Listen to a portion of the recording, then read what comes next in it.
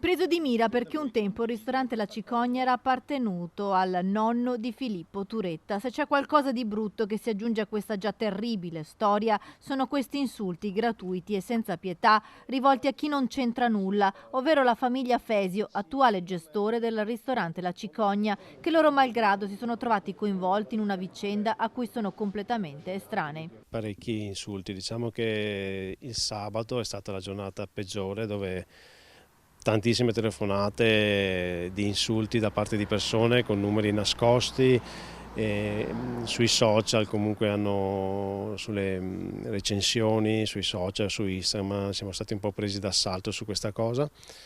E come tengo a ribadire, noi non c'entriamo nulla con la famiglia Turetta, abbiamo soltanto comprato il locale dal nonno nel 2011 e ristrutturato tutto e la nostra famiglia è al di fuori di tutta questa cosa. Da quando sabato è stato ritrovato il corpo senza vita di Giulia Cecchettin, l'attuale titolare della Cicogna, che gestisce da anni il locale, ha subito insulti, minacce e moltissime disdette. Anche oggi è successa una situazione un po' critica perché è arrivata una persona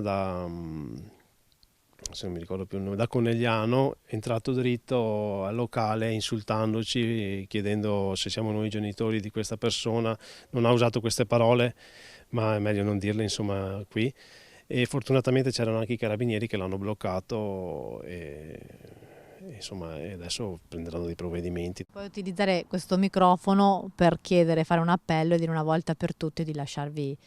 Certo, anche perché noi sinceramente non c'entriamo assolutamente niente con la famiglia Turetta e vogliamo essere lasciati un po' in tranquillità, perché noi abbiamo una famiglia che da tantissimi anni è nel settore della ristorazione, prima con un locale da 40 anni e adesso con questo da 8 anni, ma realmente sono 11 che l'abbiamo comprato e non c'entriamo assolutamente niente su questa situazione. La famiglia Fesio si è vista costretta a precisare sui social la loro gestione del ristorante da anni e vista la violenza verbale utilizzata dai post circolati sul web e dalle reazioni della gente, sta pensando di prendere provvedimenti. Ho visto che sui giornali, quasi tutti i giornali stanno scrivendo insomma, che c'è stato questo errore e creato anche dai giornalisti che magari poco informati della cosa. Adesso ho visto che state facendo questi articoli e vi ringrazio di questa cosa, però purtroppo le persone stanno continuando a scrivere recensioni e chiamate così. Io dico soltanto che magari